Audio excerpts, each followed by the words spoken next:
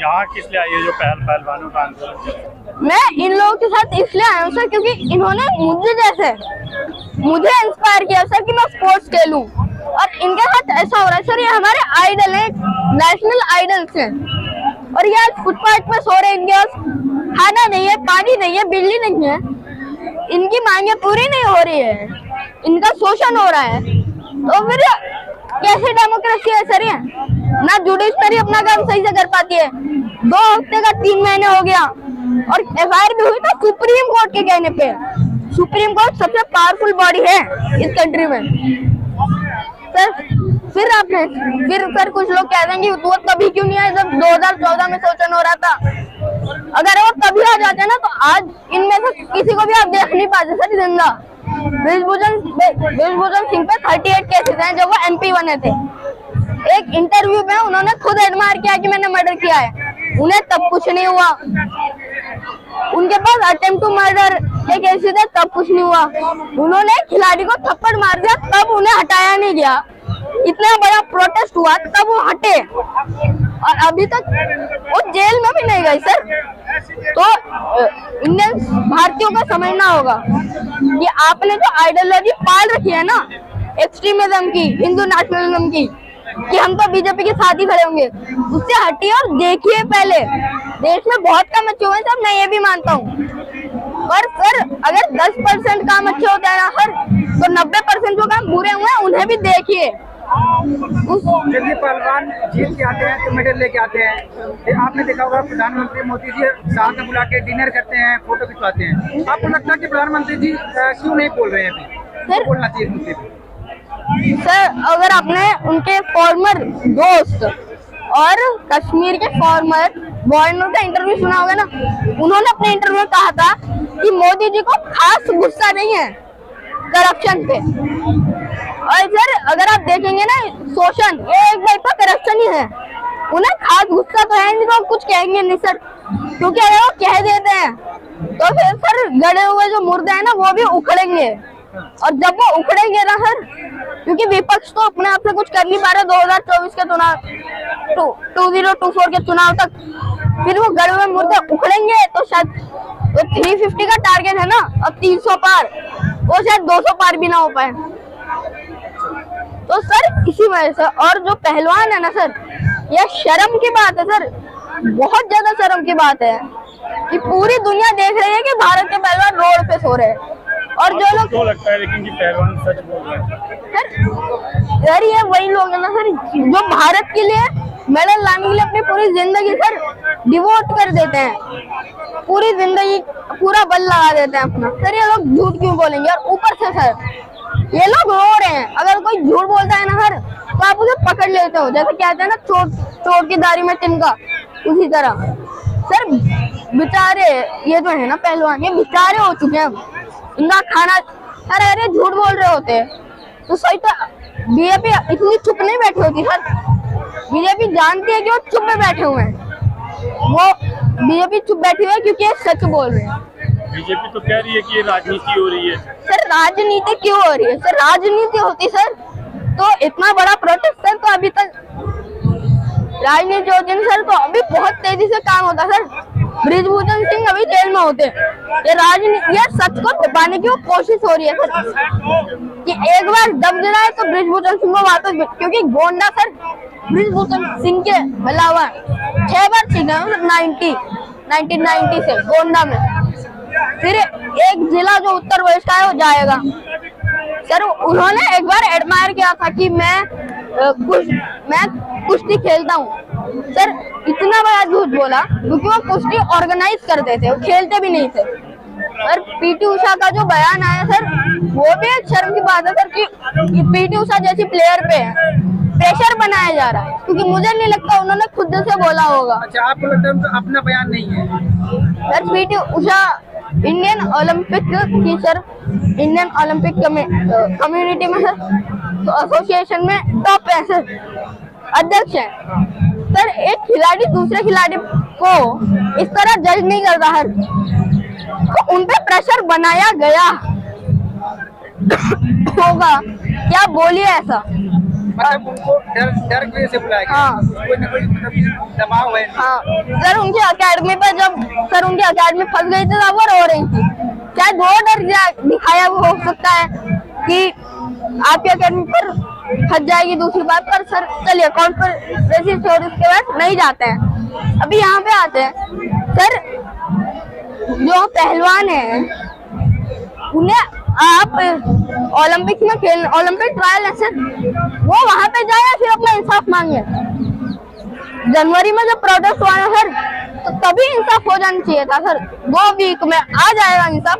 Delhi police का ये एक पूरी तरह ये था कि दिल्ली पुलिस ने स्टेटमेंट है दिल्ली पुलिस का। सर अगर आप देखेंगे तो दिल्ली एक यूनियन टेरिटरी है, तो सीएम का रोल इतना नहीं रहता। दिल्ली पुलिस नेशनल जो सरकार रहेगी, जिनका पीएम रहेगा, उनके पास रहती है सर। तो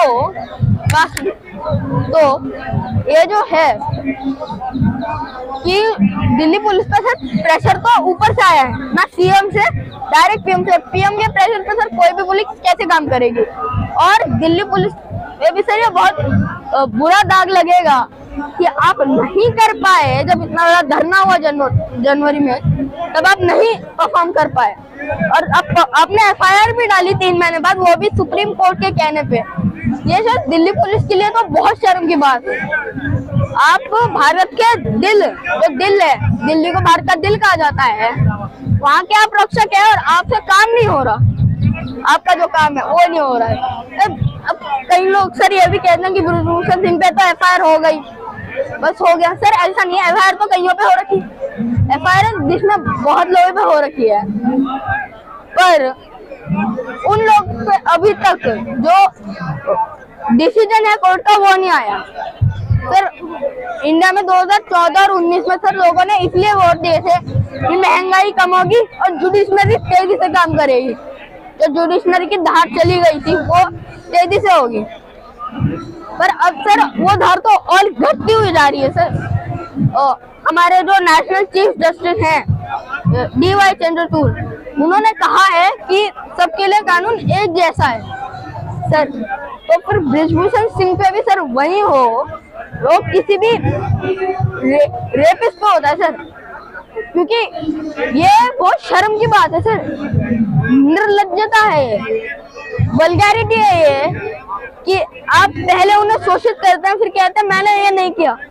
ये वल्गैरिटी है सर। ब्रिजभूषण सिंह जैसे लोग अगर सर इस देश के स्पोर्ट्स को और बैठते रहे ना, तो एक दिन सर भारत में सर बहुत लोग स्पोर्ट्स खेलते हैं सर, आपको भारत में एक खिलाड़ी नहीं दिखेगा सर।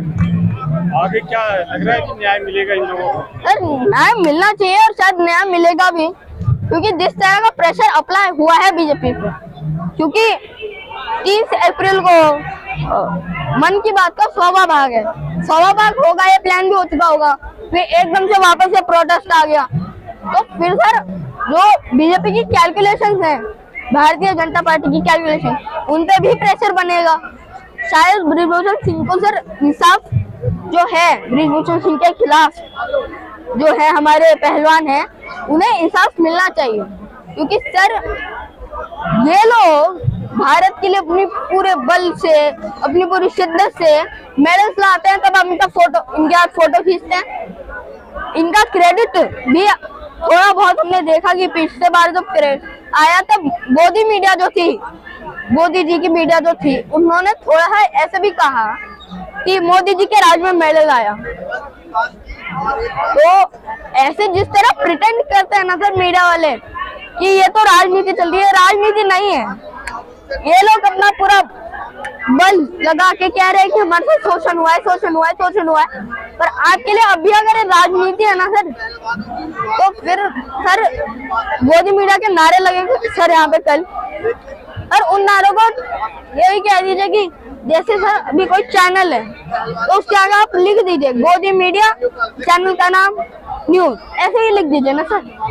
ये जब नारे लग रहे हैं और अब चुपचाप बैठे हुए हैं इस तरह। अच्छा, आप किताबों में पाक प्रधानमंत्री के बारे में ही पढ़े होंगे, तो आप पाक प्रधानमंत्री और इस समय जो मोदी जी प्रधानमंत्री हैं, इनमें अंतर क्या देखते हैं, कैसे देखते हैं आप? सर अंतर सर, एक अंतर जैसे दिखता है ना सर, जैसे अटल बिहारी वाजपेयी इनकी पार्टी के प्रधानमंत्री थे, उनके इसमें सर एक्सट्रीमिज्म की जो भावना थी वो सर नाम मात्र की थी सर, थी नहीं, आप यही बात सकते हैं।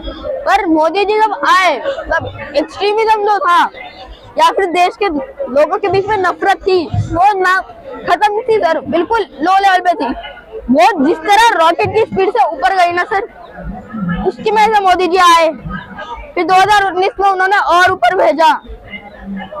फिर सर तो अब एक है ना कि सर एक्सट्रीमिज्म ना सर पेड़ में लगे हुए दीमकों की तरह होता है, एक बार फैल गए तो फिर उन्हें हटाना ये इम्पॉसिबल के आसपास होता है।